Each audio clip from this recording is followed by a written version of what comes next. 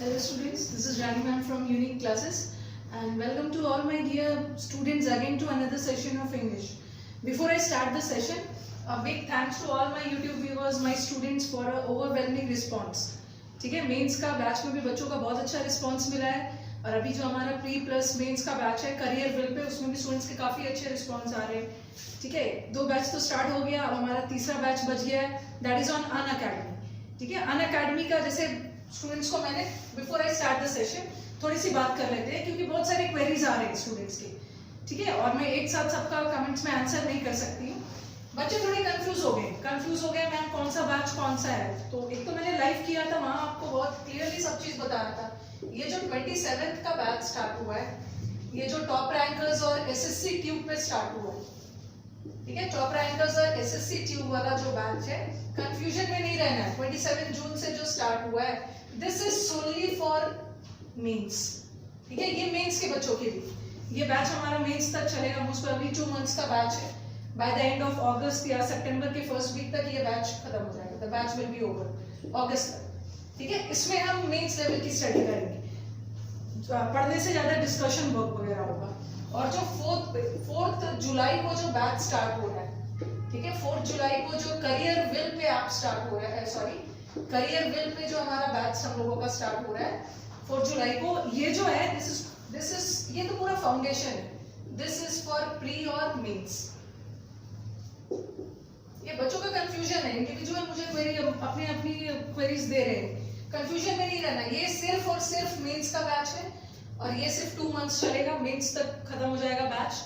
थोड़ा सा ये मान के चलना है ना कि बच्चों को इतना तो पहले से नॉलेज होगा, प्री में पढ़ा होगा. बट जो ये वाला हमारा बैच है करियर विल ऐप पे जो बैच चल रहा है, ओके, जो अभी चल नहीं रहा है, जो 4 जुलाई से स्टार्ट होने वाला है, जहाँ पे बहुत अच्छे बच्चों के रिस्पॉन्स मिल रहे हैं. यहाँ पे बच्चों का क्वेरी है कि मैम ये कौन सा बैच है. ये तो फाउंडेशन बैच. फाउंडेशन बैच का मतलब क्या है, इसमें प्री लेवल से स्टार्ट होगा और मेंस तक जाएगा. ठीक है, इसमें परेशान होने की जरूरत नहीं है. मैंने आपको पहले भी बोला है कि प्री और मेंस में दोनों सेम है. बट इसमें क्या करना है कि इसमें इस बैच में तो ये मान के चला था मैंने कि चलो बच्चे ने प्री में इतना तो पता होगा.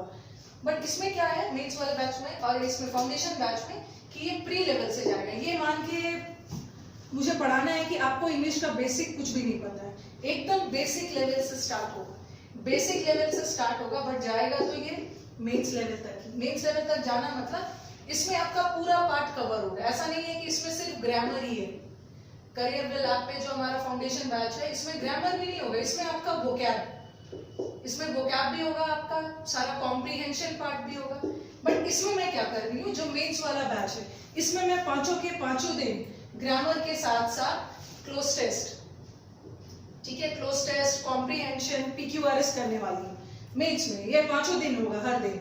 बट ये जो हमारा प्री प्लस फाउंडेशन वाला बैच है, इसमें ग्रामर के साथ साथ वोकैब और कॉम्प्रिहेंशन होगा बट 3 डेज. ठीक है, 3 दिन करनी है.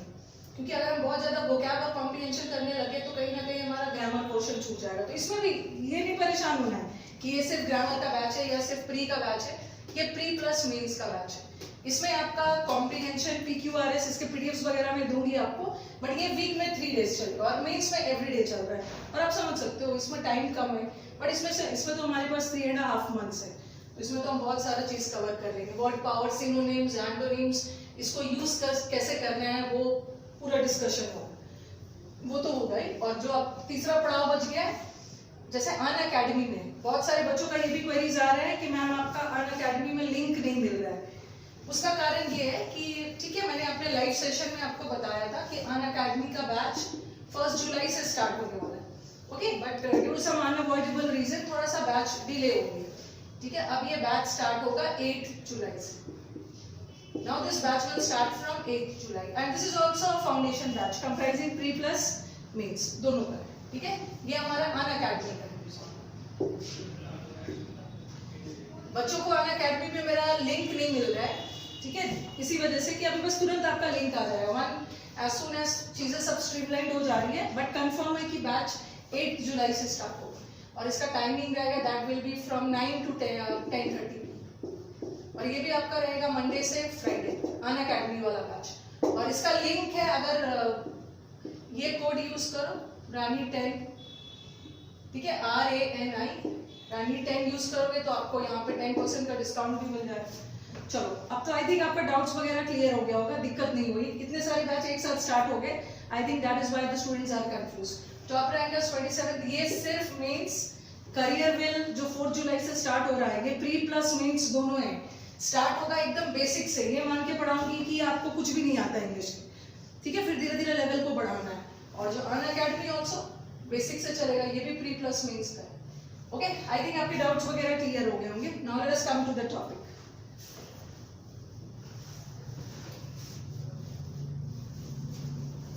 इतने छोटे छोटे गैप्स पे बहुत सारे बैचेस शुरू हो गए, तो स्टूडेंट्स बेचारे कंफ्यूज हो गए। कुछ हमारे बच्चे खरीदना चाहते थे वो मेंस परचेज करना चाह रहे थे, मेंस वाला बैच। ओके, मेंस के बैच में अपना एनरोलमेंट चाह रहे थे, बट गलती से प्री प्लस मेंस में चले गए। ठीक है, नो डाउट, कहीं भी पढ़ना ही है, no need to worry. Okay, चलो अब अपने टॉपिक पे चलते हैं। Concept of good and well. Okay, ये भी हमारे एग्जाम्स में बहुत बार देखोगे, अपने स्पॉटिंग एरर्स, सेंटेंस इंप्रूवमेंट में आ जाता है। ये गुड और वेल क्या है? अगर मैं आपसे पूछूं what is the meaning of good, तो आप बोलोगे अच्छा। What is the meaning of well, दोनों का मतलब अच्छा, but there is a difference between good and well. पहले तो let us start from the root से थोड़ा चलते हैं कि मेन डिफरेंस क्या है।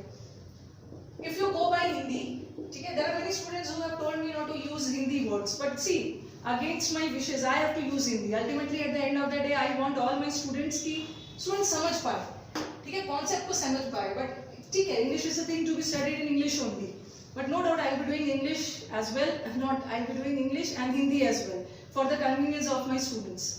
Okay, so what do you do now? Prior to this also I told you people कि जब भी मैं हिंदी बोलूँ, close your ears, जिसे हिंदी सुनना है वो हिंदी सुनेंगे, जिसे इंग्लिश सुनना है इंग्लिश सुनेंगे, ठीक है, दोनों में मैं करूँगी।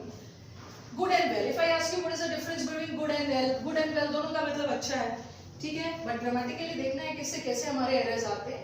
फर्स्ट ऑफ ऑल, ये गुड क्या है? Good can be used, sorry, good adjective है। Good is always used as an adjective, but good can never be used as an adverb. चलो अब तो इंग्लिश बोला मैंने, अब चलो हिंदी चलती हूँ।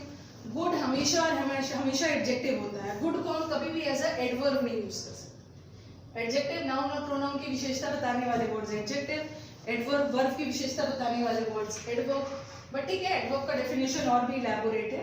एडवर्ब वर्ब को डिस्क्राइब करने के अलावा एडजेक्टिव को भी डिस्क्राइब करता है और साथ में दूसरे वर्ड्स को भी करता है। First of all, what is the difference between good and well? Good can act as an adjective, but good can never act as an adverb. But well is a word, it can act as an adjective also और well can act as an adverb also. Well दोनों role play कर सकता है हमारा sentence में। Well adjective का काम भी कर सकता है और एडवर्ब का, बट गुड जब भी काम करेगा एडवर्ब का, सॉरी एडजेक्टिव का ही, गुड कभी भी एडवर्ब नहीं हो, ठीक है। और दूसरा और एक सिमिलैरिटी क्या है, देखो गुड तो एडजेक्टिव भी है और वेल भी एडजेक्टिव है, both of them are adjectives, but दोनों में डिफरेंस क्या है? दोनों एडजेक्टिव है, दोनों विशेषता बताता है, बट वेल हम तब बात करते हैं ना फिजिकल सेंस में, बट फिजिकल स्टेट की बात मतलब जब हम किसी के हेल्थ की बात करें, बीमारी, सिकनेस, इलनेस की बात करें, तो उसके लिए हम क्या यूज करते हैं? किसी के वेल बीइंग, किसी के फिजिकल स्टेट, शारीरिक अवस्था, मतलब किसी का हेल्थ, सिकनेस, इलनेस से बात करें तो हम उसके लिए वेल यूज करते हैं। अगर अदरवाइज नॉर्मल अच्छा के लिए we can use adjective also. I will be giving you certain sentences through which you will get to know what exactly is the difference between good and well. Example से clear हो जाए, ठीक है। तो अभी तक हमने सीखा गुड एडजेक्टिव है, बट गुड कभी भी एडवर्ब नहीं है। वेल एडजेक्टिव भी हो सकता है, well can play the role of an adverb also. और एडजेक्टिव तो दोनों है, बट वेल एडजेक्टिव का काम कब करता है? जब किसी के फिजिकल हेल्थ की बात हो रही है, बीमारी एंड ऑल से रिलेटेड बात हो रही है, ठीक है। चलो अब मैं सेंटेंसेस देती हूँ। He performed, for this exactly आपको पता होना चाहिए ना, how will you get to know कि वो किसकी विशेषता बता रहा है। पहले तो देखना है कि सेंटेंस में गुड या वेल वर्ड किसको डिस्क्राइब कर रहा है। अगर नाउन या प्रोनाउन को डिस्क्राइब कर रहा है, इसका मतलब क्या है? एडजेक्टिव है। अगर वर्ब को डिस्क्राइब कर रहा है, इसका मतलब है एडवर्ब है। इसके लिए आपको देखना होगा कि गुड और वेल वर्ड सेंटेंस में किस वर्ड को डिस्क्राइब कर रहा है। इसे लिखा मैंने, ही परफॉर्म गुड या well at the party.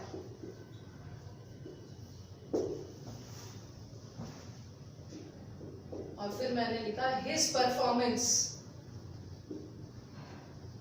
Performance was good या वेल।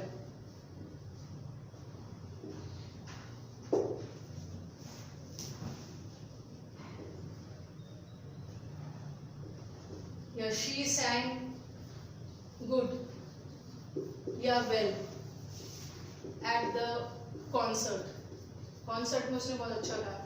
और फिर मैंने लिखा she is a good और well singer। ठीक है, she is a good और well singer। अब हम देखते हैं,